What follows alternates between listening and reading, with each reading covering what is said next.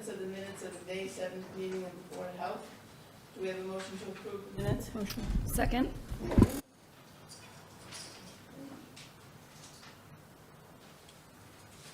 The next item on the agenda for review is the monthly development services report submitted by Matthew Sheehan. And Matt? Hello. Hello, ladies. As you can see in front of you, for this month, we had 5 restaurants fail their inspections, mostly for failure of equipment, failure of hood system, failure of answer system, which were both expired. I do want to bring your attention to one of the restaurants in the city that falsified one of their documents for their hood inspection, and I would like to ask the board if myself and my team could issue a monetary fine when that happens. This is the first time it's ever happened, but I don't want this to happen again, so I want to send a clear message that if somebody falsifies a document on a hood system and an ansel system, that one, it's instantaneous closure until the situation gets fixed, and a fine should be levied for doing that. My recommendation is up to $1,000, but, I will take the recommendation of the board. So I guess we'd either have to send it, request that it be brought forward to the city council to add falsifying an answer report to create, don't we need to create a fine So category, or do we? in the ticket book that we use, there is a category all the way at the bottom of the ticket book that just says other. We could simply check that and write in, falsification document, and with the recommendation of the board, or the will of the board, what that fine would be. So can we create a fine amount without going to the city council? The board can make a motion and vote on it, and then it can be brought to the legal department, and then the legal department can bring it to the council to change the ordinance to create a fee for that. But I did speak to the city solicitor today, and he said that the board can vote today and recommend a fee amount, and that he would bring that forward to the city council on behalf of the board. What is the fine amount for other violations? You're recommending $1,000. I'm recommending up to $1,000. The maximum amount, well, hypothetically, the rental units we inspect, if a rental unit doesn't have a certificate, it's $300. That's per unit. So if you have, 3 or 4 stories, it can add up. So what else would be $1,000 fine that you give? Is it a dumpster? If there's a dumpster, If something is extremely egregious, we can fine up to $1,000. So you just decide whether it's, how much, Well, up to it would- 1,000? To hit $1,000, this would have to be, multiple infractions. But the way I look at it, if somebody's falsifying a document, that's just, that should be the maximum penalty. And again, it's only my suggestion of up to $1,000. It could be $500. First instance could be $500, and then second instance is $1,000. That's just the figure that I had in my head, because I'd like to, I want to send a clear message that this will not be tolerated by myself or anybody on my team.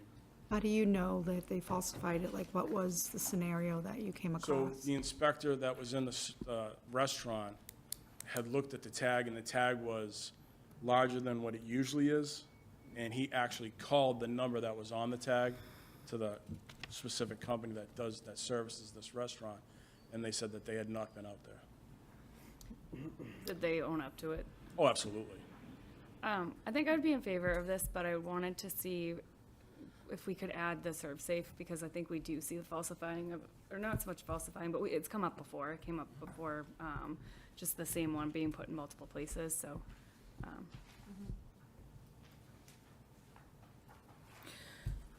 Okay, so I guess we're looking for a motion to send this to the law department to ensure that there's a fine for falsifying inspection of the Ansel system. I would say, Or any, It's falsifying documents, whether it be allergen, Documents, serve, period. Ansel system, hood system, like the documents that we look for in a food inspection. Okay, Yeah, for I'll make that documents. motion. I would, and I would say up to $1,000, absolutely. I think it's a terrible mistrust that can be created with that. I'd second that. Kathleen, you made the motion? Kathleen, seconded by Aaron.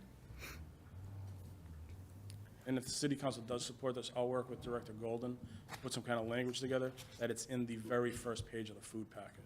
Once they open the food packet, it's crystal clear that, we do not tolerate this.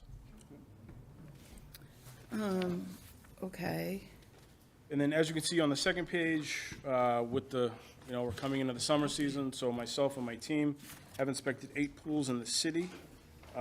And obviously, we've inspected a handful of food trucks, because they're up every May. So they're coming in fast and furious. There's a new gelato truck, looks excellent. So I'm looking forward to that. And all these schools are up to date, and myself and my team will be in the schools next September, September of this year. So we can have a round of applause that the schools First time ever? And that's all I have, unless anybody has any questions. I just had a couple questions. ma'am. So I appreciate how many establishments were inspected, and how close we're now getting to doing them every 6 months with the staffing. Yes. I think is helpful. There were a couple, like the Dining Campus Center and the Fox Hall, that seemed like they were 1 year or 9 months out from inspection. For instance, Aramac Fox Hall was 9 months since the last inspection. I don't know if that's just, Food truck rolling cones, which is. That might have been issues with their equipment that needed to be fixed, why it got prolonged, but I'll look into that. okay. Yeah. And does the board have any questions on the new businesses or the failed inspections? I have a question on the, so I know you said you'll be back in the schools in September. I just have a thought, because I think it comes up every, and I know we're gonna get to more stuff, but when it comes up every year, we end up spending September, October, November, and sometimes into December on the schools and getting them up to code. Is there any way to move it maybe to the end of August, so that we're not, I mean, like, the kids aren't in the school building and then we find out there's issues going on? so, like, we want to be in there inspecting when the cafeteria workers in there Yeah. cooking. Right. So I shoot for September, just based on that. I mean, we can push it up to the first week that they're there. I think they start at the end of August, but, like, we want to see them, we want to see the cafeteria workers working. We Yeah. want to see the coolers filled with product. So that's why we do this. To her point, would there be any, her thought process is, if there's a mice problem in August, it's just gonna get worse, let's get rid of it before the school starts. But would you tell us that it's not likely to be an issue and because there's no food there and it's just not an issue? Well, I wouldn't say that. I mean, there might be, there potentially could be in August, because, I mean, they're older buildings, but there's no product in there in August. Yeah. The product starts to get moved in, I would assume towards the end of August and September, like, I would think a week or two before school starts is when Aramark starts to get all their food product in. That's when there might be an uptick. So I guess the recommendation would be to do it as soon as after school starts as Absolutely. you can. Yeah, that can be done. There's some food in summer school, but summer school has ended and it's probably empty and, there's not the goings on. Everything should be, once the school is out, everything should be empty. It's my assumption that everything should be emptied out. So if a school has summer school, obviously there's still there's food product in there, but, their coolers, I mean, Yeah. unless they put stuff in the freezer, that's understandable, but, there shouldn't be anything hanging around. Do you know how many of the schools are used for the CTI and Y programs? Off the top of my head, I do not. Yeah, I think there's at least 7. That's what somebody said. Kids have to eat, right? But there's nothing to say that I can't go, myself or somebody on my team can, just stop in one day during the summer program. Yeah. Because it's a recommendation of 6 months. We can go anywhere from, depending on a complaint, Yeah. weekly to monthly to, as we do, 6 months. Yeah, we know most of the friendly rodents don't arrive till there's eating in the classroom. Correct. That's not covered and secured. Right. Okay, anything else? So the next item on the agenda is a discussion regarding the servicing of fire extinguishers in the Lowell Public Schools. Mr. Leahy's here, and, I'm sorry. Wayne Mulligan from Impact Fire Services? Okay.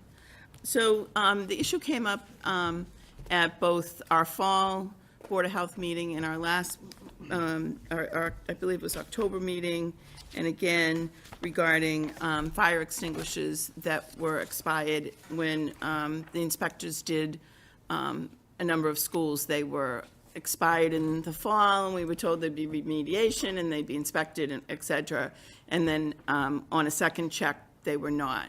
And so the board inquired who the contract person was. Obviously, it's you guys. And we'd just like to work with the school management system and you, and just having a discussion about ensuring that fire extinguishers are not expired for, if it was a long period of time. In October, we weren't as concerned, but when they came back, 6 months later and said they're still expired, there's concern. And I've heard the argument that, well, if you use an expired fire extinguisher, it'll probably still work pretty good, but our standards are a little bit higher than that, and so we just want to ensure that the schools pass the inspections, and in order to do that, they need a fire extinguisher, particularly in the kitchen, that's functioning. So maybe I just interested in your No, our thoughts. standard is the same as yours. We want to make sure that everyone is done annually, like it's supposed to be. It's supposed to be inspected annually. And then every 6 years, they got to be tested and all that, typically. Some may have fallen through the cracks for different reasons.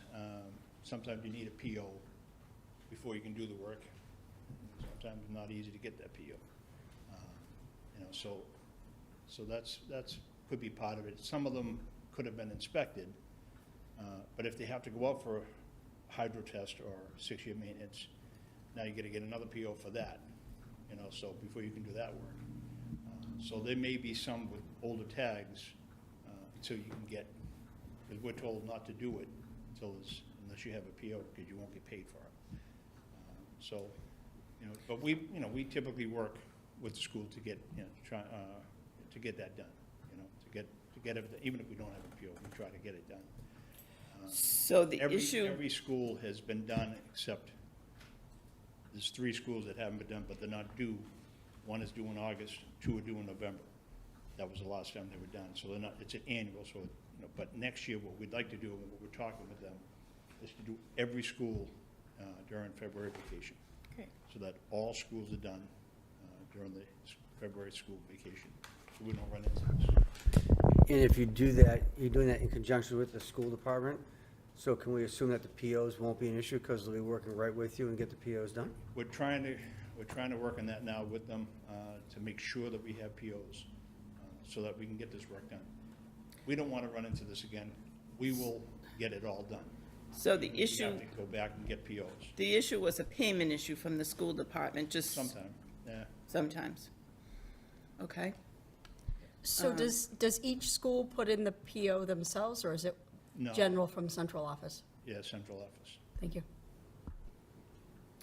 How long have you had the contract with the school department? Sorry? How long has your contract been active? I don't know, to be honest with you, because ASAP, Fire had it. Impact Fire bought ASAP, which Sure. we inherited it from them Okay, a few years ago. okay. So I don't know how long ASAP had.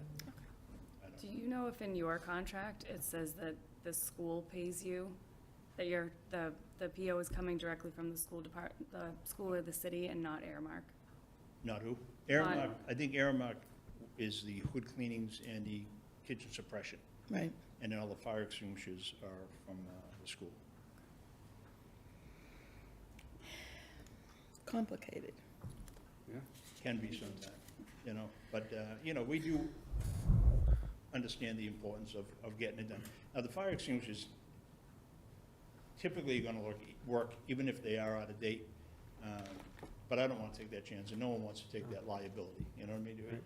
God forbid it doesn't work, and the tag is old. And that's not a look we want, and not a look, anyone wants. So we wanna make sure, for liability reasons, that it is done, whether we have a PO or not. We're gonna make sure it's done, and then Well, best to get the PO. no, I mean, I think it's important that you get the PO, so it sounds like that is the issue, not Yeah, you and- as and a again, company. In talks with them, the plan is for February of '26. Making sure we have the POs, and then having, Great. a better working relationship. Can we assume that the fire extinguishers that expired in October are now all up to date? In other words, has that been corrected yet? Everything All but that's, three. that's due Yeah. coming up in August and, I think it's November. Everyone else is up to date, all It's good? all up to date. Okay. Great. It just needs to be re-inspected, and those three need to be re-inspected in August and November. Right, so let me just clarify that. I think the inspection was October that some failed, and so theoretically, some of them could be in those three schools still. No, he's Right, saying, or I no? think he's saying that there's the three that haven't been done, two are due in August and one's November, or No, one's three. August and 2 November. August and 2 in November. Right. But every other school in 2025 has been done, My question, all up to date. right, so my question is, those schools that were done in November of '24, are any of their fire extinguishers, some of the ones that were not evaluated and not redone for the year at that time? Because the first time we heard about it, I believe, was before or in November. So there's a possibility that some of the ones that were expired that we heard about in the fall could have been from those three schools. What school? Do you know, are Matt? talking about? Do you know? We were just told, I don't remember, we were just told that there were a bunch that were expired in the fall. I don't make a big deal about it, but I'm just, it'd be good to know, make sure that there aren't fire extinguishers in those three schools that have been expired since October. So, Mr. Leahy, maybe you could just pipe in about the plans for the cooperation from the school department budget. John Leahy, so I work with Rick Underwood Facilities. So most of the tags that I saw when we went out were September and I believe maybe April. So all those are up to date. The three schools that Mr. Mulligan mentioned are coming up for inspection. So they should all be inspected. Aramark does do their own hoods and silver extinguishers.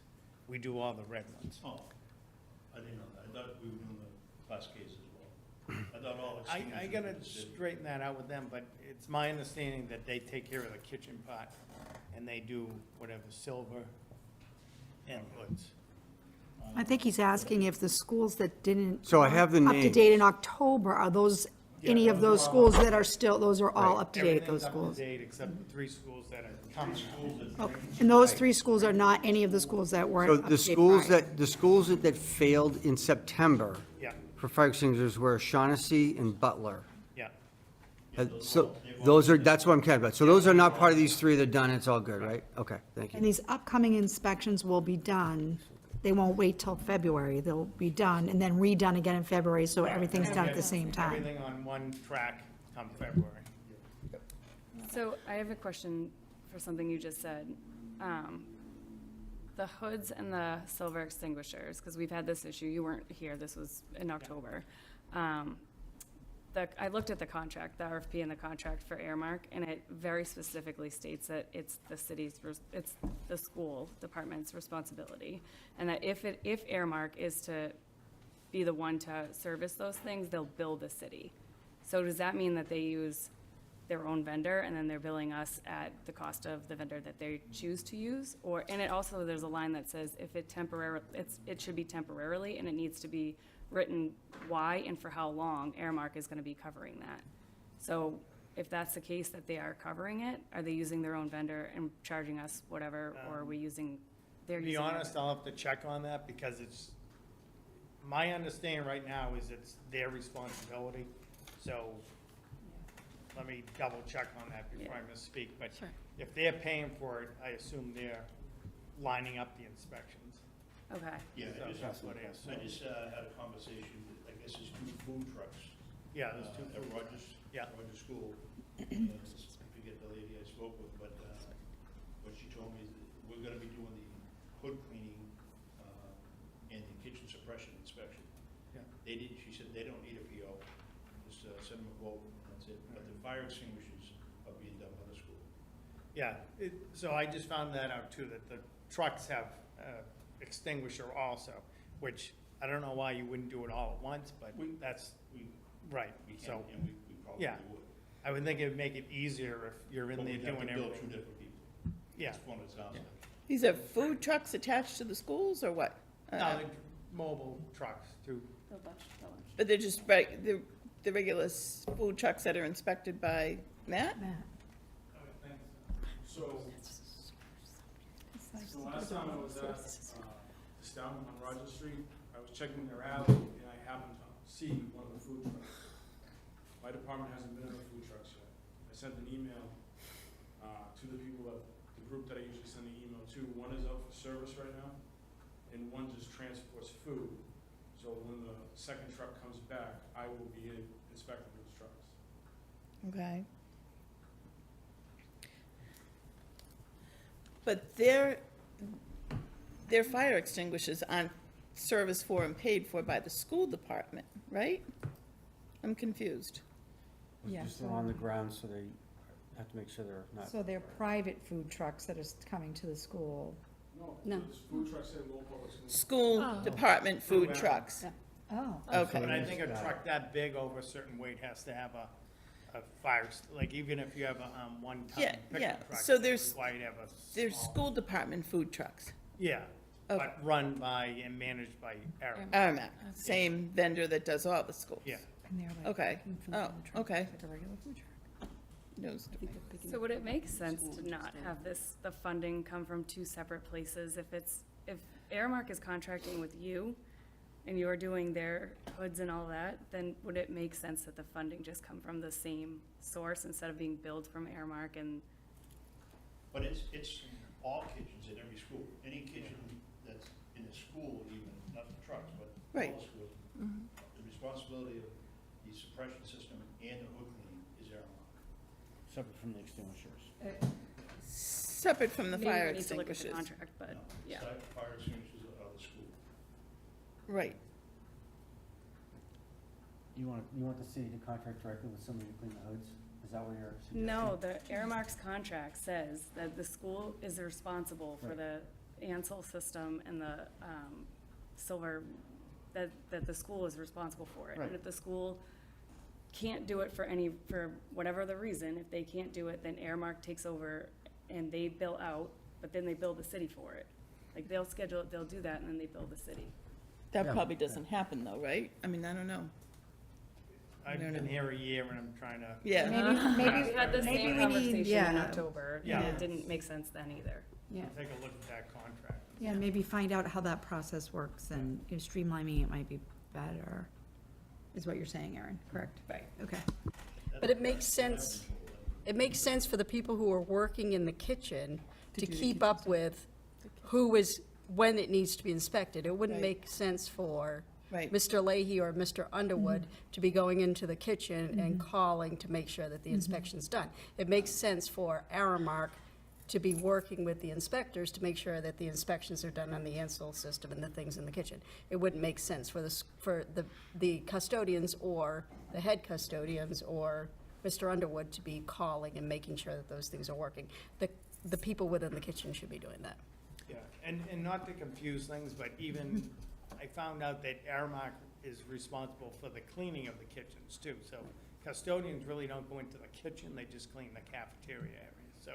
Correct. Because they're not familiar with the food code and what Right. needs to be done. That's why we don't have custodians cleaning the kitchen. But that's a good thing, I'm sorry, but, so Okay. I'm still stuck on the food truck thing, like, I find it hard to believe there's been a food truck in operation at that school and you've never set foot in it before, Matt. Yeah, I don't know how long they've had. They look pretty new. Yeah, they look extremely, these are brand new trucks. I don't know when they As were a matter of built. fact, Yeah. one of them ran. This is not part of our So agenda. would they have had to apply for a food permit then? Technically, Technically, no, because They're under the school department's they're under- food they permit. fall under the permit for the school department, and if they're not actually cooking, if they're just transporting the hot food, So I mean, it's kind of like transport, but it's my understanding that they have the ability, because they have fire extinguishers. We still need to make sure it's clean.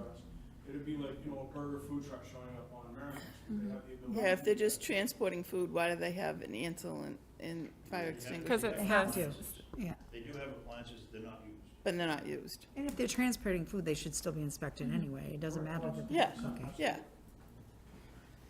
Said I came across it, I saw it, and I dealt with it as best as I could. Mhm. It's still on the radar, so it's gonna be taken care of. Interesting. Okay, Mr. Leahy, did you have anything else you wanted to say? No, we're coming up with a better system, and, get everything back on track for February, and we should be good to go after that. can I make a motion, just to keep you here in the interest of time, to move the Pawtucketville report up just to discuss while he's here? Sure. Is that okay? Do we have a motion? Matt, Second. you're all set. You can. Thanks, Matt. And I think, Impact, I think you're all set as well, Yeah, right? thank you. Thank you. Thank you so much. Thank you. You want Mr. Leahy here, right?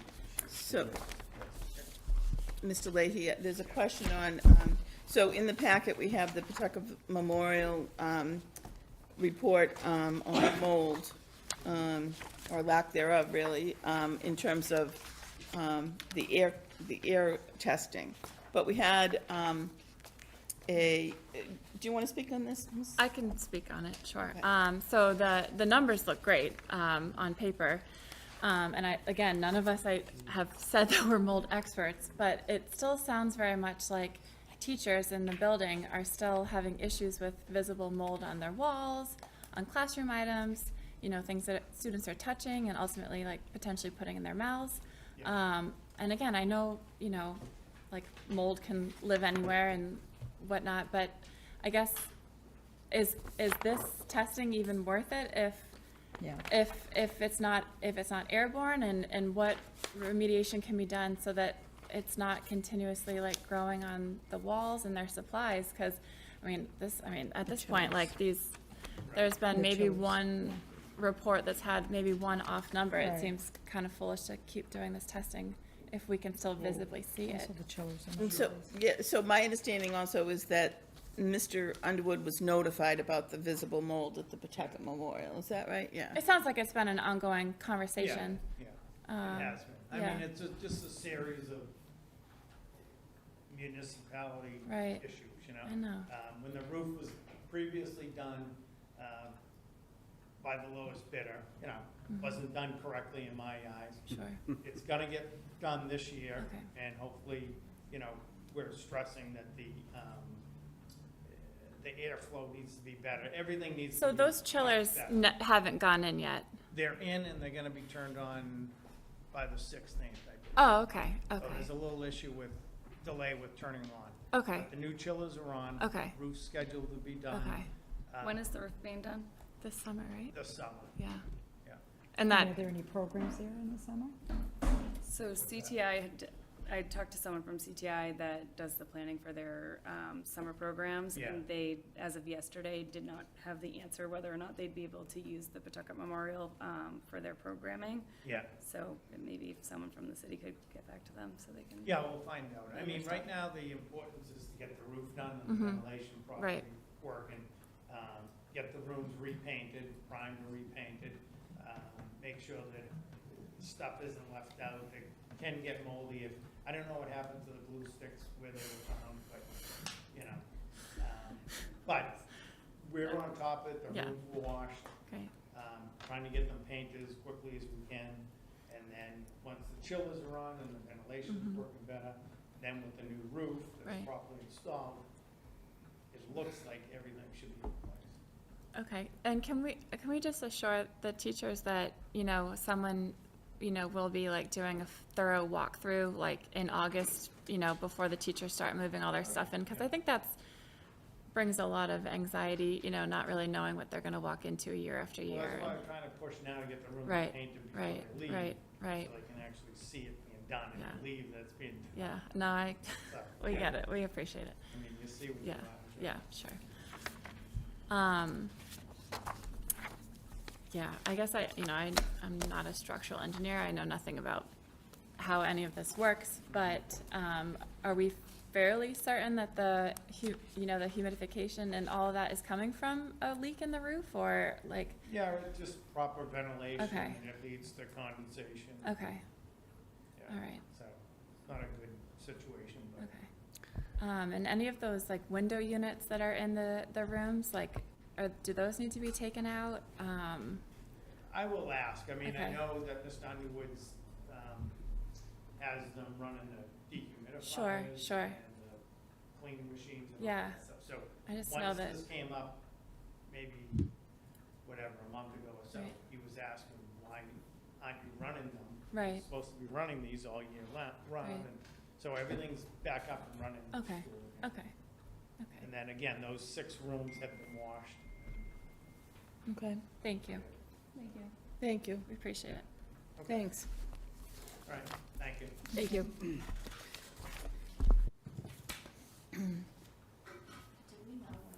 Next item on the agenda is the tobacco control monthly report submitted by Caesar.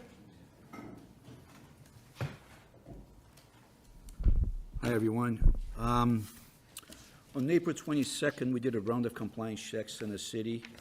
We checked 38 establishments. Among those establishments, there were 3 adult-only retail tobacco stores or vape stores. We checked all of them. There was only one violation that day. That violation occurred at Two Brothers Smoke Shop and Vape, located at 9E Meadow Road in Lowell. We stopped at about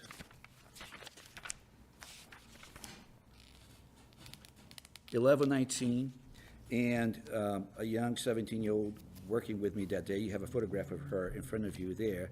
She went in, she went to the door, she pulled the door, was able to open the door. She entered the premises completely.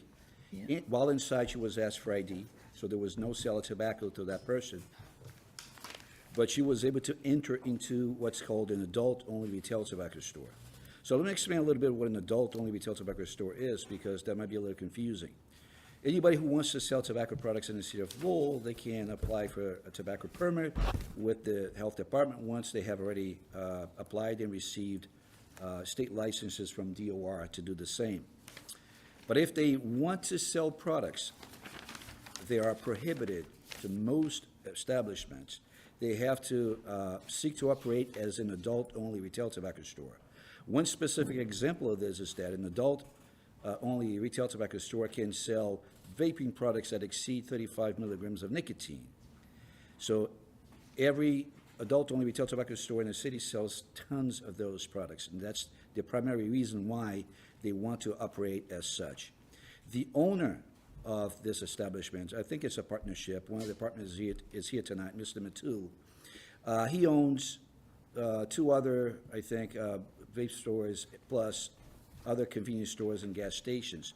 So he makes a choice, a business choice, to operate in some instances as a convenience store, and other instances as an adult-only retail tobacco store, because he sees the opportunity to make a profit. And that's how this particular establishment operates, as an adult-only retail tobacco store. The issue is that last year on September 12th, we did a compliance check at that location, and they allowed a minor to enter the store. And on the 22nd of April now, they did the same thing. It's the same type of violation. So last year, they were issued a fine of $1,000. no tobacco permit suspension. There's no tobacco permit suspension for a first offense pursuant to the state regulation and local regulations that does not include a sale to a minor. Since they didn't sell tobacco to a minor, only a fine of $1,000 was applied. This time, however, is a second offense, and a second offense pursuant to the state law, they may receive a fine from 1 day up to 7 days, but according to the local regulations issued by this board, they have to receive a suspension of 7 consecutive business days, plus the $2,000 fine that was issued to the location. They requested an appeal, they requested a hearing before this board, so that fine has not been paid pending the outcome of this hearing. So, Mr. Matul, and I think his attorney is present here tonight, they want to address the board. Is 7 days the max on that? For a second offense. Thank you. Good evening, Madam Chairperson, members of the board. My name is Attorney Brian Occasion. My office is at 1 Courthouse Lane in Chelmsford, Massachusetts.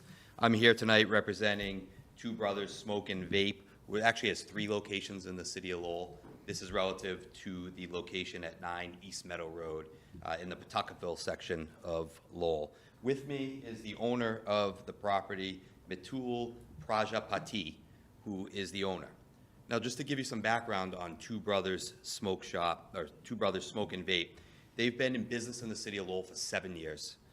There's 3 separate locations in the city. There's one on Westford Street, and there's another one on Gorham Street, and this newest store is on East Meadow Road.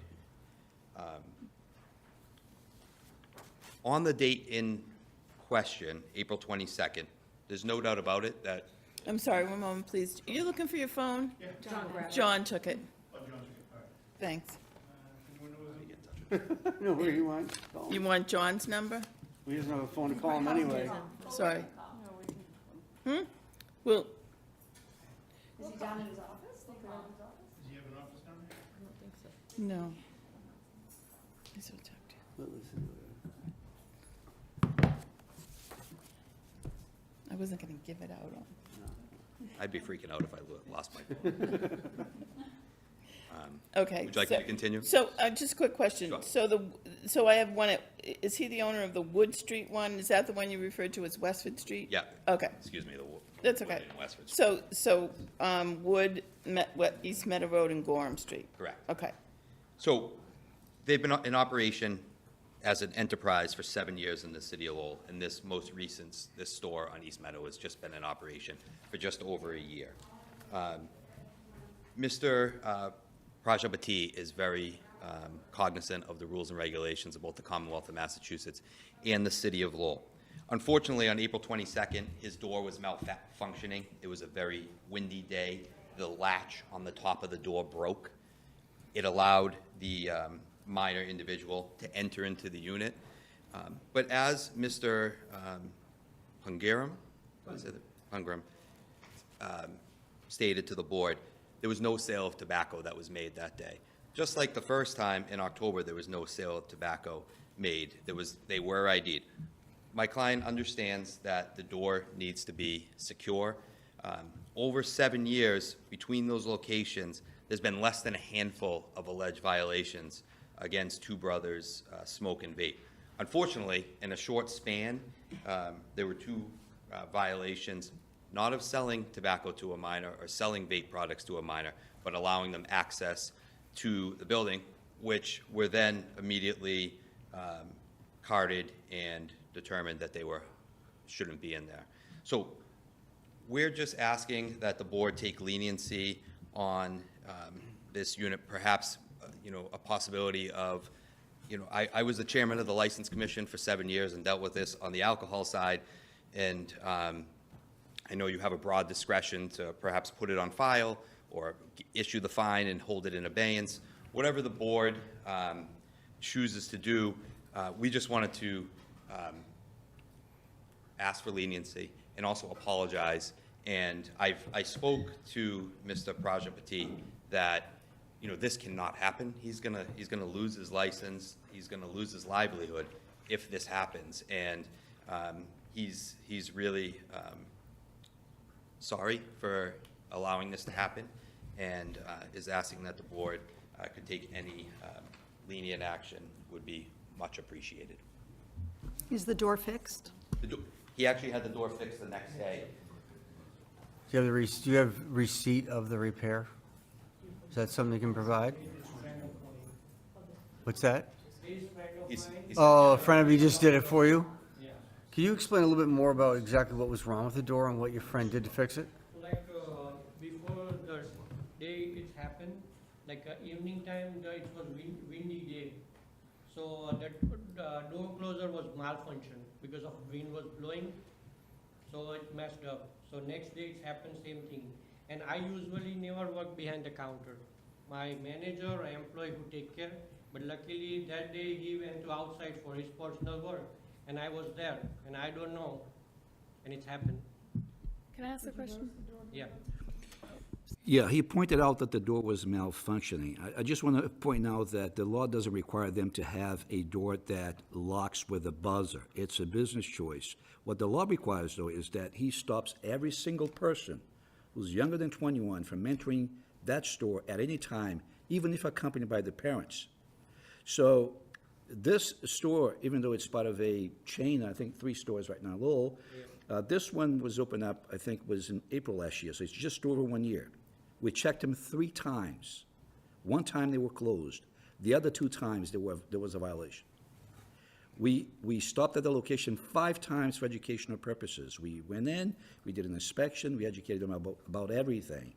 But even before they get the permit, they get to meet with me. I go over every single item that you see on the back of the application, which is in the packet that you received today, that shows basically highlights of the state regulation, local regulation. So obviously, like his attorney said, Mr. Mattul is well aware of what's required. The issue with the door is a red herring. Whether the door is locked or unlocked, I'm sure that when he went home that day, he didn't leave the door unlocked. The door was locked. So he was able to lock the door. Maybe the buzzer wasn't functioning well. I grant him that, but that's not a requirement under the regulation.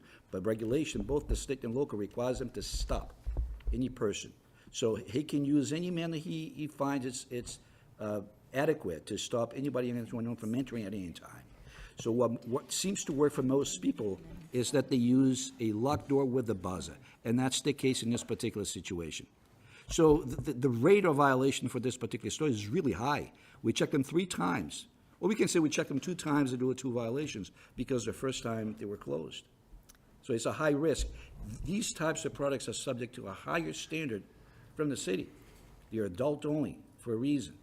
They have to make sure that nobody younger than 21 enters at any time. So Caesar, I do appreciate that, I do. And I'm just thinking it through. But I also know that if I owned a store and had a door that you had to buzz in and I thought the buzzer was working, and it wasn't, somebody could walk in without me realizing it. So I guess the question is, how long was she in there before she was carded? Was it 3 steps in, or she wanted the hallways and tried to buy, and then you said no? Because that, to me, if she walked in the door, took 2 steps, and you said, whoa, wait a second, I need to see your ID, that's different than if she was wandering the halls. I understand. Well, what the law requires is if they cross the threshold of the door, they're inside. If they're inside, it's a violation. And regarding the door, he knew before we actually hit the store that the door was malfunctioning. He already knew that. He was explaining that to me. So it wasn't something that he discovered in the course of the compliance check, but he chose to operate that day knowing the door was not locking, and he chose to operate as normal. He was in the back of the store. When he saw somebody opening the door, he just went in and met her halfway inside the store and ID'd her.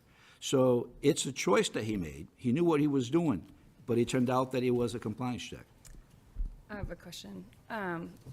So you've been the owner of the Two Brothers Smoke Shop on Wood Street for 7 years, right? So for 7 years, all the checklists that Caesar goes over, like, you know, all of those things. So this isn't new, like, just because it's a new store 1 year, you've been an owner in Lowell for 7 years. I'd like to make a motion for the 7-day suspension and $2,000. If I may, before I make the motion, I want to specify that my recommendation is that you hold him responsible, that he pays a $2,000 fine, that a 7-day suspension is applied, and it should begin on the 23rd of June. So I have enough time to actually send out the notice. And that's pretty much it. it's just this one store that would have to close, not his other. Exactly, you're not closing the store necessarily. He won't be able to sell tobacco products or components of a tobacco product. So. Does they he s- sell anything else? He sell a lot of glass pipes, so he could sell those. But anything that is a tobacco product, like a traditional tobacco product, or as defined in regulation, tobacco product also includes electronic devices, whether, they have nicotine or no nicotine. All of these are tobacco products. Like, for example, the paper, the filter of a cigarette, it's a component, it's a tobacco product. A battery of a vaping product is a tobacco product because it's a part component of that product. But the glass pipes are an exception. He's got a lot of stuff in there. So my guess is that he would probably prefer, it's his decision. He might decide to close the store for 7 days, just like Yaya did not too long ago. That's their choice. Otherwise, he's gonna have to remove everything that's tobacco products from the store so he can operate during that week. Since there was no sale of tobacco, do we have an option of making it less than 7 days?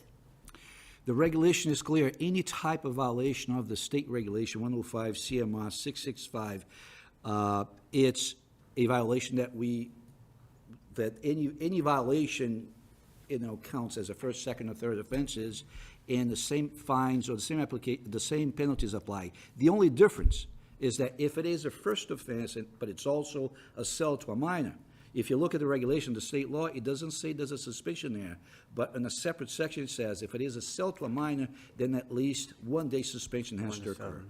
In your local regulation, it says it's got to be a 3-day suspension. So in that first time, it was a warning. They got $1,000, no suspension. They knew what happened. They knew what the requirement was, and they let the same thing happen within a year. I don't think it's acceptable. So there's a motion already made. I'll second that.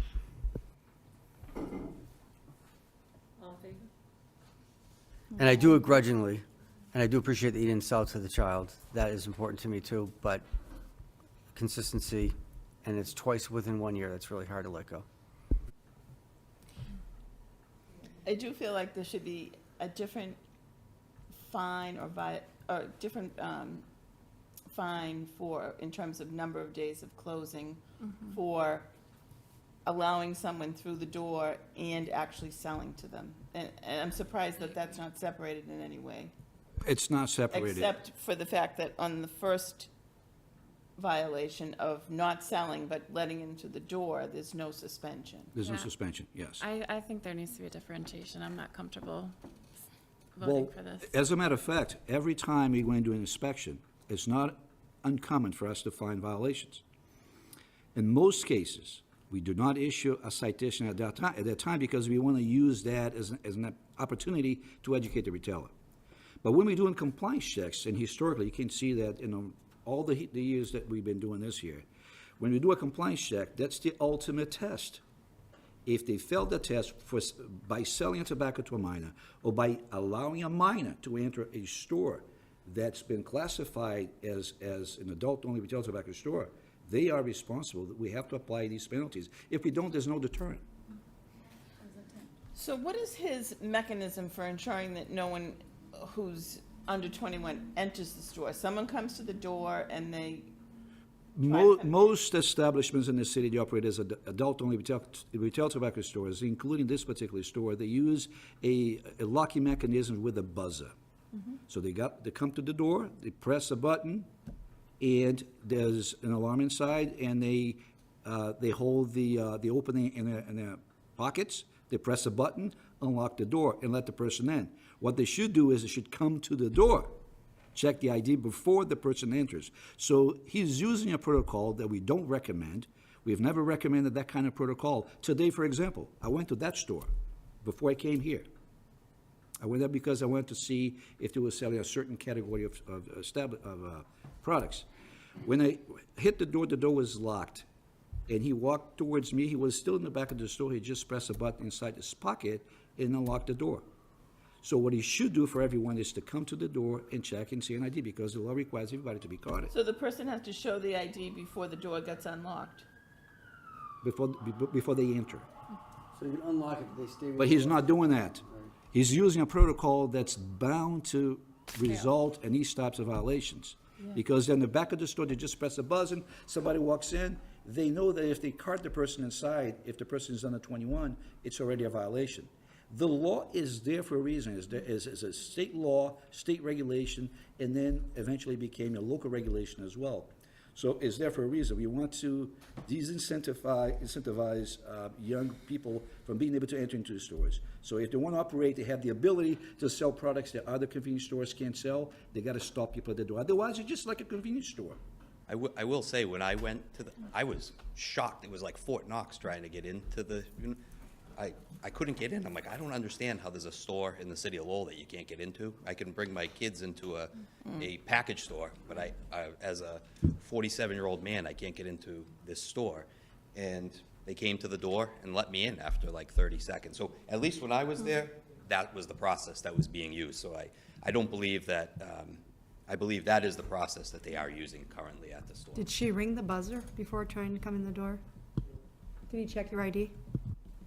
See, the door closer was broke, so door is just leave it open.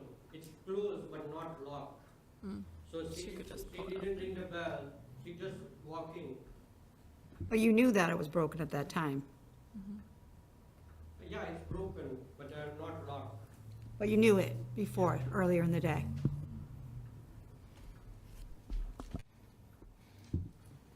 So do you want to change the motion, or amend the motion, or you want to leave it as it is? You have to vote this one down and then somebody would have to make a Yeah. second. So aren't we taking a vote on the original? Once you're ready. I mean, I guess my question for you would be, if you knew the door is broken and you know that this is a fine, why weren't you sitting near the door or doing something to ensure no one would access the door with it being broken? Like, it's happened like before, one day before, like evening time, but my employee didn't tell me. And next day, he usually take care of that location. Only one guy I have for the smoke shop. So he knows the rules, regulation and everything. But you knew as well, is what I'm asking you, and you didn't do anything, you didn't say, okay, now you have to sit near the door until it's fixed. We'll lock it.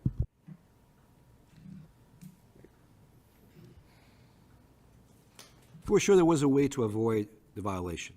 He chose a path that resulted in a violation. He could have stayed by the door, he could have locked the door. The buzzer wouldn't have worked, but somebody would have knocked on the door, he would have come to the door, ID'd the person just like he's supposed to, but he chose not to do it that way. And the employee he's talking about is the employee that actually allowed the minor to enter back in September. I just met with them just before I came here. And there's no denial that the individual entered the unit, but she was carded, and a quasi-judicial board like yourself has broad discretion. Regulations are there, but you have broad discretion to make a decision that you feel is best. There's no black or white line with the regulations. There's broad discretion by a quasi-judicial board to make decisions that are in the best interest of the city of Lowell and the business owner. With all due respect, you do have a lot of power, and you have discretion when there's no state law that establishes the foundation, there's no local law that goes along with it. In this particular case, there's a state law, state regulation, and your regulation is in conformity with that regulation. So the latitude on this one here is, if you find that a violation occurred, you must hold them responsible. If you don't, you set a very bad precedent. Caesar, I've already seconded the motion, but having said all that, I'm not sure that any of this members of this board thought that a minor walking into these establishments, even at a second offense, fell into the category of selling to a minor, and, because we did establish those very strict rules with selling to minors. I don't know that any of us necessarily thought that this fell into that same very prescriptive, this is what happens in consequence for a second thing. So we can clarify that, and if everybody agrees, we agrees. But I'm just saying, and I already voted for 7, but I'm just telling you, I don't think we really think, any of us really clarified and think that, I don't think any of us believe that this violation is automatic like the selling is automatic. Well, if I could clarify that, Yeah. Any violation of the state regulation, there's many provisions, any violation counts for first, second, and third with the appropriate penalties applied. Any violation, with the exception of signage, they have a different fine structure for signage. However, they treat sell to a minor as a more serious offense. But all the other offenses, including this one, is seen as a serious offense for which these penalties should apply. Well, I don't know how you're saying that they treat that as more serious when 7 days would be the fine for selling to a minor, and you're saying that it's 7 days for allowing the person into the store. I mean, I have to agree with Dr. Galvin that it seems like the fine should be different, should be less for allowing the person into the door than actually selling to them. So she got in the door, but she was carded and nobody sold him or her tobacco, whatever. But so the board maybe needs to take a look at that in the regulation, because it does seem like the fine should be more for actually selling to the minor. So Well, let me give you an example. If you were to set a fine for less than $2,000 for this offense, you would be violating state law. I think the Well, they were fine talking should about be the 7 2,000. days. I'm just not comfortable with the 7-day closure. But it's the same structure of penalties. If you find that a second offense occurred, it doesn't matter whether it was sold to a minor or not. The only way. But shouldn't it matter? It shouldn't. But the point is, shouldn't it matter whether it was allowing someone in the store or selling to a minor? It seems like it should matter. Opinion, I know. it should matter. And It I- should hear you, we hear you. Because if a kid gets into a store, have you ever been to the store? I have not. Most colorful place you've ever find. Most of the products there are packaged to attract young folks. I think we all get that, and I certainly understand the fact that he took advantage of the requirement to be able to sell something that other people cannot. So I get everything that you're saying, but the state law still is 1 to 7 days, and I still think that we as a board need to think whether or not a second rule, but regardless of today, we just need to think about whether Yeah. this should be roped into the same thing as actually selling, because I do think this I is. will say that we've had other people come before us for repetitive offenses for different things and have had multiple rationales for why this happened. I didn't train, this person was trained but didn't follow the rules, and I'm not putting it down, whatever their story was, and we have disregarded those people and their stories and Right. continued with the fine. Right. So I do understand that this could have just been accidental, and I do agree that the fines need to be delineated for sale versus entry. But at this point, this man has been fined for this before, is acknowledging he knew about this broken door and did nothing to prohibit people from entering. Right. I would just And add- in the past, we've fined people who have sold to minors. Correct. So it's I hear you. and yeah, the reasons, the excuses, the whatever for sale to minors, to me, just don't matter. They've sold to minors. This is a little different. So is there any room for us to say he has to have the fine, but we can change the days, the amount of days that he has to have? But those are regulations, it's not state law, it's a regulation, so the board has a broad authority. It's not you violated Massachusetts state law, these are regulations promulgated by the Commonwealth. You're saying That's that's not the not law. This regulation is your local law. Once you passed it, Right. it's the law. But the Now- board has a broad discretion to enforce it. Just to remind the board, I have fined other establishments in the city not for selling tobacco to a minor, for just having flavored tobacco products there. It was a second offense, they got suspended. Yeah. They got suspended Yeah. twice. And you also have other offenses with the sale of kratom, et cetera, for various shops. there. Right. So it doesn't look like a good pattern of care that you're taking towards this matter. So what I'm saying is, we find places not for selling to a minor, for first and second offense, applying the penalties, the fine and the suspension before, at least 2 locations that I can remember.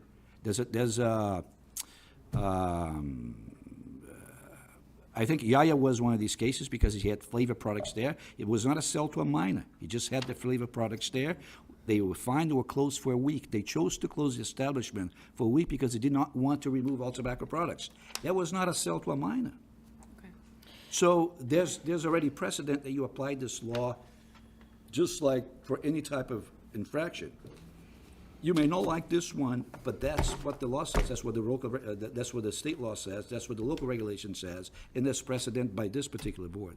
And I would just clarify, it's not state law, it's a regulation, that the city has the ability to enforce how they choose and amend or put it on file or lower the suspension. That is all within your discretion but it's not state law that you have to have this. That's not the law.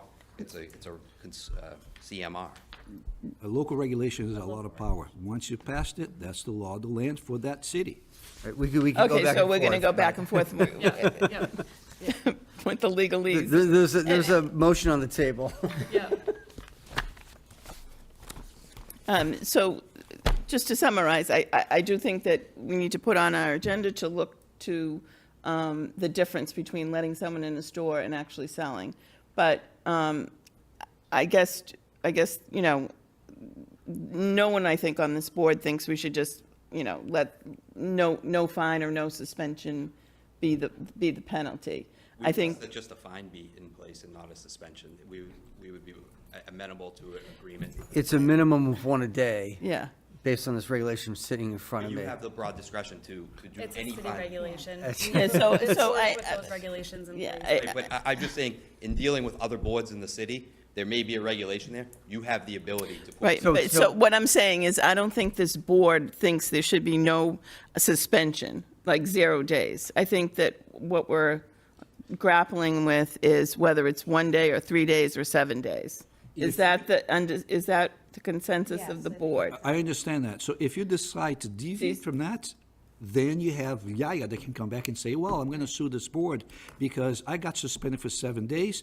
There was not a sale to a minor. It was just the presence of illegal products. Just like another type of violation that could occur. Thank you, Caesar. I think it's time for the board to summarize and move. Allison? Oh, no, I agree. Summarize. Oh,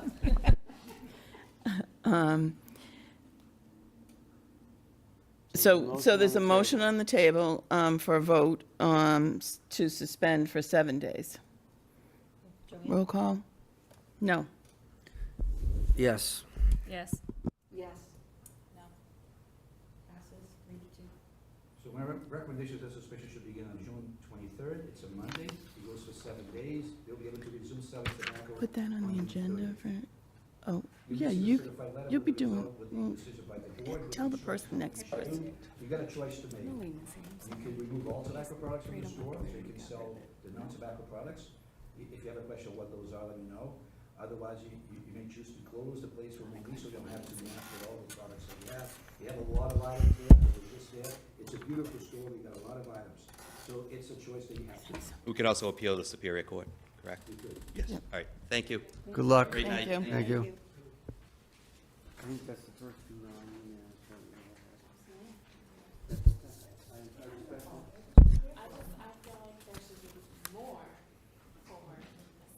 Yeah, I do too. Had this been his first violation of any kind, it might have been different, but. Yeah.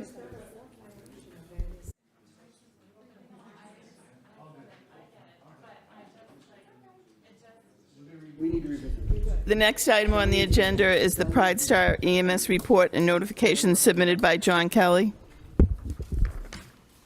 Sorry for the delay. Good evening, everyone. Good evening. So you start with the opiate one or the EMS one? The opiate one will be pretty quick, really nothing kind of unusual. Oh, perfect, then I don't need to worry about that. I just want to make sure the board is aware that Pride Star EMS purchased Patriot Ambulance. I'm not sure if you read it in the article. So does this mean you're a monopoly? Are you a monopoly now? The only way it really will impact here is just in the reporting. You'll start to see next month or next quarter's report, we'll have a lot of employees we hired, right? So there's the section here that we show the patients, the employees we've onboarded. We're onboarding about 60 employees, so it'll just show up in the data. Other than that, it won't really impact us too much up here.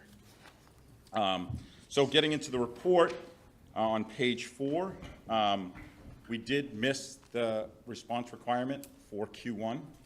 I figure that's what we're going to talk mostly about. It was 88.3. It's contractually obligated for 90. And this is the first, this is within the contract, right? Yep, yeah, so this is that refined process. The average response time went up 28 seconds, so it wasn't dramatic. But if it's okay with the board, I'd like to kind of talk through what the problem was and what steps we've taken to try to address it. Please. All right, so if you go to that next page, we kind of wanted to make everything as kind of easily understandable as we could. So in mid-February, we kind of did our internal audit. There was no complaints or anything like that. The fire department, nobody has complained about response times, just part of our normal kind of due diligence. We ran the compliance report for that new process where we find out the first 4 calls. Kind of when we ran it, we said this is too low. So we started to investigate. We spent a couple weeks trying to figure out where our problem was. And what we found was our shoot times were really the problem. And I think we talked about it the last time with the board. And really what we found is the shoot times between midnight and 7, okay? So we developed kind of a strategy to work with it. So every day since March 3rd, we send out a report that shows the shoot times for all of the crews. The supervisors are going and talking with the crews that morning about stuff. We've actually had a few employees decide that overnights wasn't right for them. They struggled kind of getting up moving. And then kind of that blue line underneath that is the data. So we just kind of trying to be open and transparent with everybody. So those are kind of where we were missing our response times. And if you could look, 4, 5, 6 in the morning, there's no traffic, there's no students, there's no nothing. But yet that's really one of our highest hours where we were missing response times. And what we found over in 2A, that it was a lot of it was the first and second 911 calls. So we had 4 or 5 ambulances for the city. There was no other calls going on, and we still missed the response time. So go down. It's not when you think it would be, like the delayed response, Yep, 100%, right. So there's no traffic, there's no pedestrians. except the EMTs were sleeping. No, They were deep sleep. That's deep sleep Deep time. sleep, That's yeah, what it is, really. right? Yeah, Just joking. If we had figured this out in mid-January instead of February, we wouldn't be having the conversation, right? If we had caught it earlier, we could have fixed it, because if you go down to step 3 there in kind of that block, you can kind of just see the raw data, right? So from midnight to 7 in January, there were 70 instances where we had shoot time problems. February was 66, and then March went down to 49, okay? And then over to in spot 4 there, that's the compliance by month. So January was 86.7, 86.3 for February, and then March was 91.5. Right. So that's kind of the outcome of that program we've put in place. And now for this quarter, from April 1st to May 12th, we were at 91.31%. So our plan is, we obviously want to improve this even more. We want to have another whole quarter on focusing on the shoot, and then we're going to work on kind of how do we improve the other parts, right? Traffic is going to impact us. January, February, right? It's cold, the ambulance is away, snow, you slow down. There's construction everywhere. We can't do anything about that, right? But what we're trying to refocus on is the things that we can control. right, so if you look at the largest factors, it's either distance, which you have really no control over the factors in distance, but out of shoot, you can change, and you have. Yes. So, that's great. Can I ask you a question about that at 4 in the morning? So during peak hours, you actually have trucks at certain locations, right? Yes. At night, I assume they're all either at the base or at the Chelmsford Center sleeping, where they sleep, or are We they have 2 actually? locations in Lowell. So we have our Westford Street location, which is our main hub. Right. And then we have another substation on Dutton Street, so right downtown where we put 4 So even at night, it's not because the trucks are further away necessarily? No, the only thing we struggle with that night is, maybe like outer 38. Right. So to get from Dutton Street out there. It takes longer, It yeah. can be a little bit longer, yeah. But it's not a major issue, so. No, Right, right. maybe I get Mr. Daly to, build something else in the city and put someone out there. You're watching. So, again, I think we're trying to really refocus on those things that we can control, and shoot is one of them, and it's really just a management function, right? It's just reinstilling it with the crews, providing that constant, instant feedback to them, and again, like I said, we've had a few people realize that nights weren't for them. So look, you had a problem, you fixed it, you're doing great, we're not worried. Thank you, we appreciate that excellent effort to identify it and fix it before it became an issue. How's that sound? Perfect, thank you. If we go to page 8, so we talk about the over 12-minute stuff. So there were 4 patients where we had an over response time that ended up going ALS to the hospital. One of them was at the VA, so they had a doctor taking care of them. 2 were our ALS, internal ALS trucks that we had only sent paramedic trucks to. So sometimes patients can end up ALS by circumstances, right? Where if it's a BLS provider, I don't start a monitor, I don't put them on the monitor, I don't do an IV, those sort of things. But if the paramedics are there, they'll do that extra step, so that's 2 of them. And then one of them was with Casey's people, again, a 65. It was that female, it was a chest pain call. It wasn't a STEMI, so it wasn't like there was a delay in balloon time or anything like that. So we do really pay attention to those, and I know we've talked about it with the board before, so we wanted to highlight those. Page 9 and 10, I thought it was really important, so I put it in there twice for you, in case you missed it. Yeah. I had 2 page 6s and 2 page 7s, Well, because you were just trying to see if I was awake. You want to impress you with how many numbers, all the numbers. I was like, wait a minute. I was trying to distract. No, so page 9 and 10 are actually the same page, and I didn't realize that till this morning, but I thought it was really important, so we wanted to share it twice with you.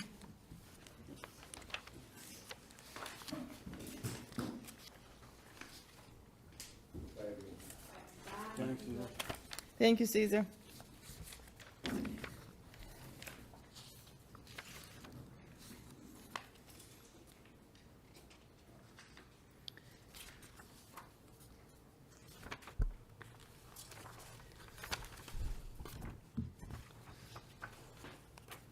So I actually have a question for Casey. Can't let you get away, sorry. We haven't talked about medically assisted intubations in a long time, but I just noticed that you had 10 and 20, then a blank, which I assume is just not 0, but just blank, and 10, with obviously. Page 15. I'm sorry, 15. My question is just about the program, you know, those numbers, how do those numbers compare to typical months for you on those? 15? And then it's like the 5th column says LGH, ALS, MAI, and Lowell only. And there's 10 out of 10. It's success rates of intubation with medical assistance. If, maybe I can answer your question a little more broadly. As far as the volume of intubations, those have actually stabilized through the years. In 2023, we'd experienced kind of a hiring wave of some new medics. It takes time to get them up to speed with the MAI program. And with that, we have less MAIs.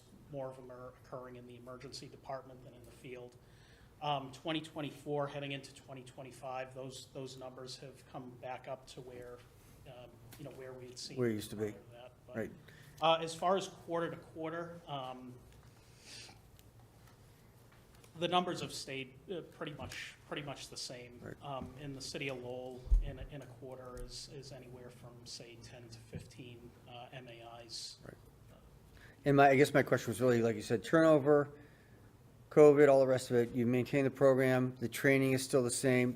There's enough. They're getting enough intubations either in the field or in the OR to maintain their abilities and their skill sets and all the rest of it, right? Yeah, the program's been very successful Right. itself. It's primarily, it's overseen by OEMS, but we have a committee between Lowell General, Boston EMS, Worcester EMS, and Lawrence General. And each year we're making modifications to the protocol, adding new medications, and whatnot. So As I sit here, I realize that Joanne and I are probably the only two who actually have ever heard about the medically assisted intubations. I don't think any of you guys have you? Only from here. I'm not being insulting. Allison works in an ICU. I'm not being insulting. Why are you staring at me? I'm staring at Allison because she's giving me the evil eye. She works in an ICU, she knows. It's not necessarily that you know about it, but that we have a paramedic program that does it here in Lowell. Sorry, that's all I meant by that. Thank you. I'll shut up before I get in more trouble. All right.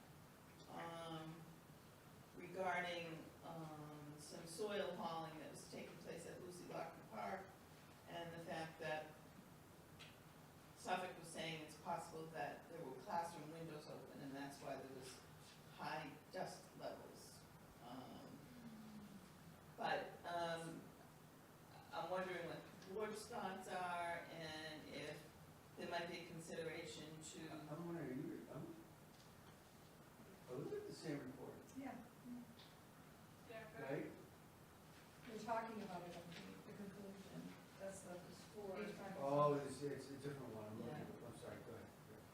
It's already inside one, not the outside. Yes. Okay. So I'm wondering if there's any interest by the board to have Mr. Dow from Suffolk Construction come and talk about the remediation. There seems to be repeated issues around the wall in between where the school is actually taking place in the construction site. For instance, and also there were high VOCs in the basement of the North Hall Center and the basement area outside of classroom 18. Also some in the third floor classrooms. So I think it would be nice if they could document that they received these, and going forward,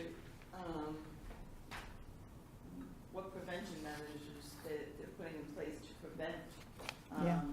these air quality reports that are abnormal of both dust particles and volatile organic compounds. So I'd be interested in hearing the board's thoughts. Yeah, that would be great. I'll have them We look. can make a motion to, So are we making it for Invite- August? To have them come, yeah, yeah, before school opens. So we have a motion to invite Mr. Dow to the August Board of Health meeting since we're not meeting in July. You know yes. what? These should be red if they're high. Mm, They're not. not, they're just bold, right? Yeah, but you can't really see it. I know, I know. We have a second? Gonna, And,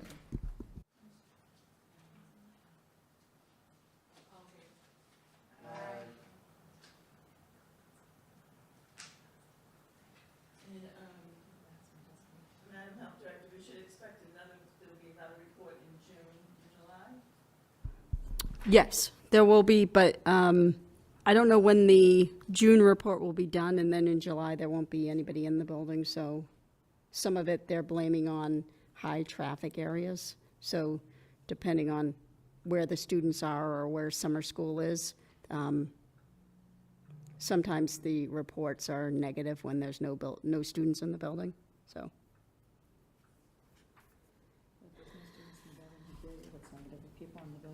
But they do them still during the summer, but, Right, yeah, so that was the question, they'll be Right. doing one in June and July, right, and we'll hopefully have those available to us. right. But we can discuss these ones, so, yeah.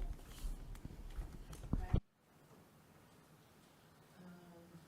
next item on the agenda is the Health Department strategic plan relative to the Health Department's priorities, goals, and objectives. Yes. So this is the final strategic plan, so this is for the FAB accreditation. So we did pay the readiness fee for the beginning of the accreditation, so we will file for accreditation, so we have 6 months to get all our paperwork in for accreditation. So what they're asking for is for the board to vote on this strategic plan. So, I just had one sort of question, comment, and I'm not sure, Madam Director, what your thoughts are.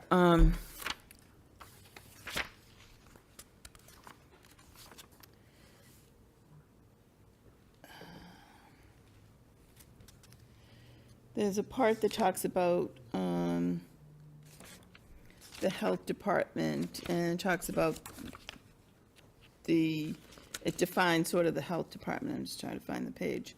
And it talks about protecting, promoting the health of the residents of Lowell. And I just wondered if you thought maybe it should say, because we do a lot of prevention in terms of our restaurants and whatnot, whether it should say the residents and its visitors. So the mission of the Lowell Health Department is to protect and promote the health and well-being of the people of Lowell. This is Section 2, Completion and Adoption, Mission, Vision, and Values. A is mission. So to change the mission to be, Health and well-being of the people of Lowell, people and visitors, people of Lowell and its visitors?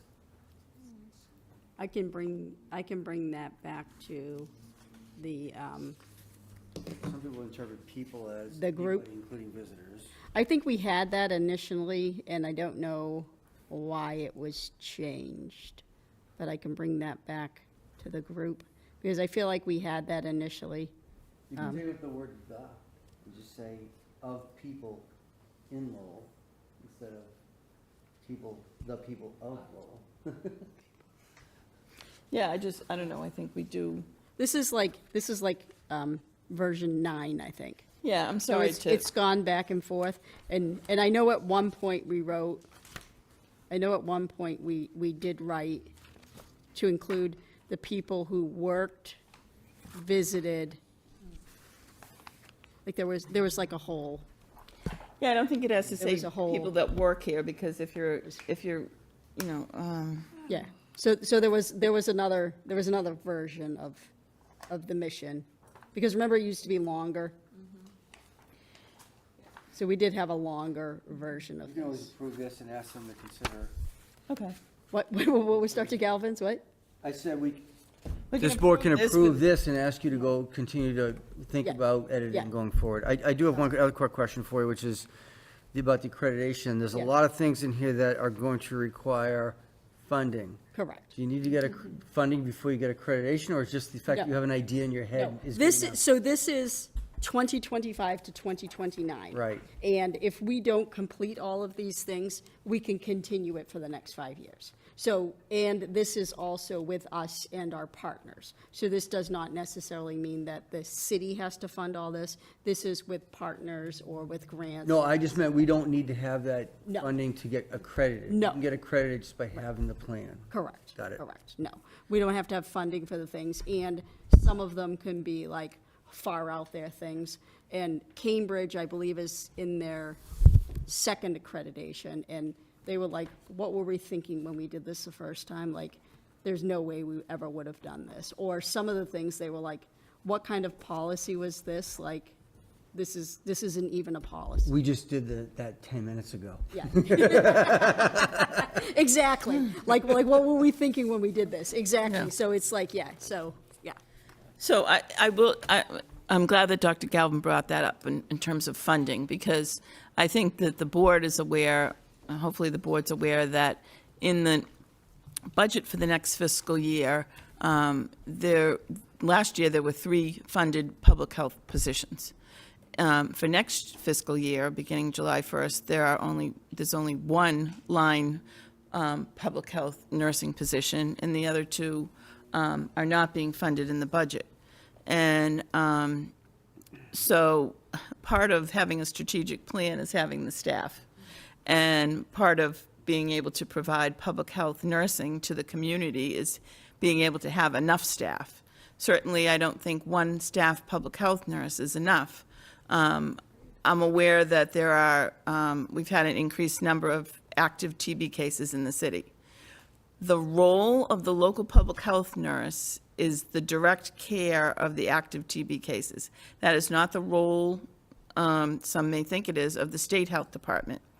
Having worked for the state health department and covering a quarter of the state, I assure you that direct patient care in TB cases, directly observed therapy, et cetera, contact investigation, contact testing, screening, et cetera, is the role of a local health department.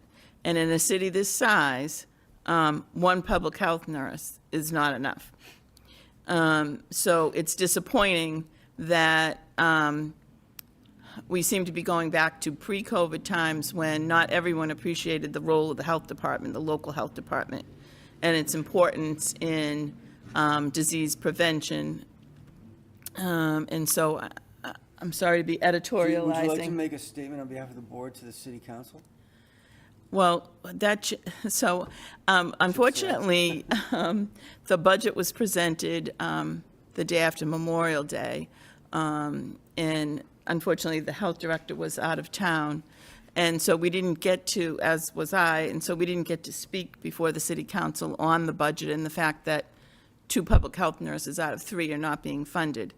And so it's disappointing, and I think the board would agree that one public health nurse. For the city this size, I know how many public health nurses Cambridge and Newton and other communities our size have, Worcester, because I worked at the state level. And it's discouraging to see Lowell going backwards instead of forwards in terms of local public health nursing. And I hope that should some more money be found, or someone realize that maybe we do need more than one public health nurse for this community, that those positions will be filled at some point. Thank you. So, thank you. So I'll sum it up in one sentence. This Board of Health is disappointed in the current budgeting and feels that we're putting the citizens of Lowell at risk by defunding 2 of our 3 city nurses, health department nurses. Correct. There you go. Thank you. And we approve of I make a motion, we approve the development, the strategic plan.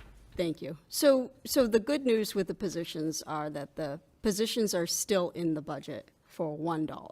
So that means that we wouldn't have to start from scratch and produce new positions and petition and go and start from the very beginning. So the positions exist in the budget so that if they are funded, then we would be able to post them. So our budget was a little bit above the schedule, and our budget was approved prior to the House and state budget being approved. So we don't know how much funding the city is actually getting from the state. That being said, there's still things going within the federal government, so we just don't know how much money there is, and it's a little bit uneasy. So yes, we did lose a few positions are being earmarked as being held within the public health, and then there's a few positions within substance abuse that are being held as well. So we do have some positions being held, and then there were general cuts within the city, within other things that we were asked to cut as well. But like right now, like within one of my other departments, we need money to fund the rest of the year. So the city council has other monies that they can give you at the end of the year for different things. So it's the better of some of the things. So I will still not be quiet and still hope that we can get things. Last year, we only had 14 active TB cases. Right now, we have 11 TB cases, and we're not even halfway through the year. So Was anybody let go, or these open positions when they were? nobody was let go. These were positions that weren't being filled. That hadn't been filled. We were interviewing, and we had a candidate that we were ready to hire, which unfortunately, we don't usually have public health nurses that want to work for us. Who knows if we would have offered the position if they would have come or not. Sometimes we don't get that far, so who knows? You know what I mean? So, but I don't know outside of HHS, but nobody was let go. So that I know of. So yeah. So I still have hope. How's that? I will not give up. So yes, I still have hope. So the motion is to approve the strategic plan pending the decision to add any visitors to section 2A in the second. No, it's just to approve the plan. Plan Yes, With yes. a recommendation to consider adding that word. Just approve it with, right? Yeah. Okay, so motion to approve strategic plan with recommendation to add any visitors to section 2A. Need a second. Second. Thank you. Need a vote? Joanne? Yes. Bill? Yes. Yes.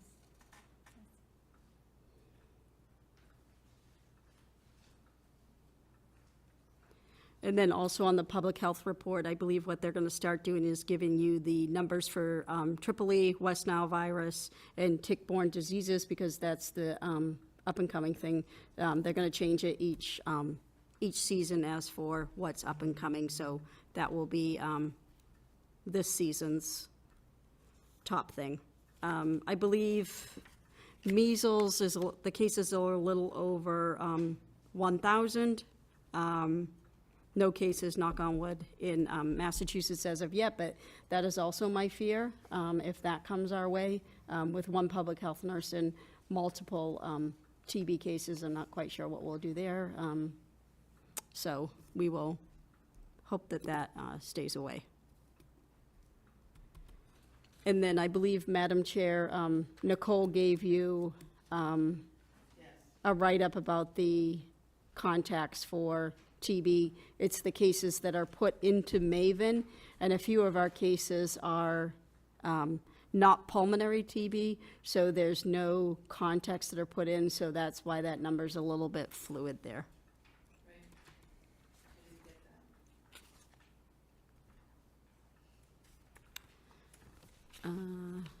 And then you have the school health numbers.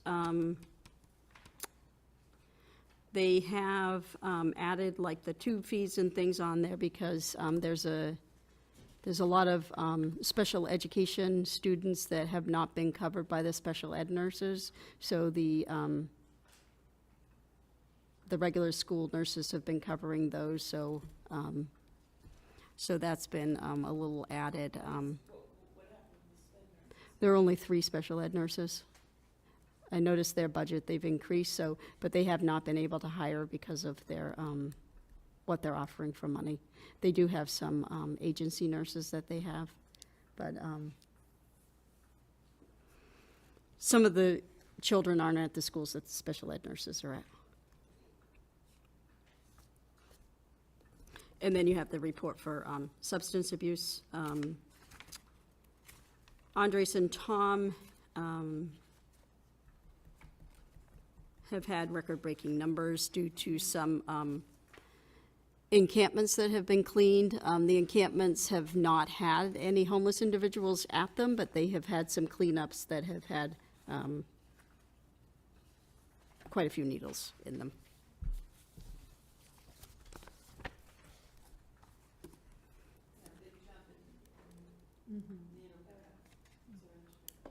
Mm-hmm.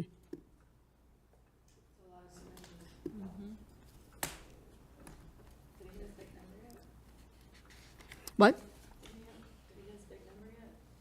He hasn't hit 100,000 just yet.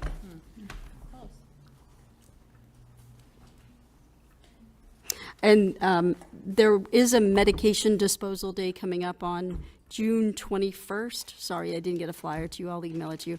June 21st, Saturday from 10 to 2 at the Senior Center, a drive-up.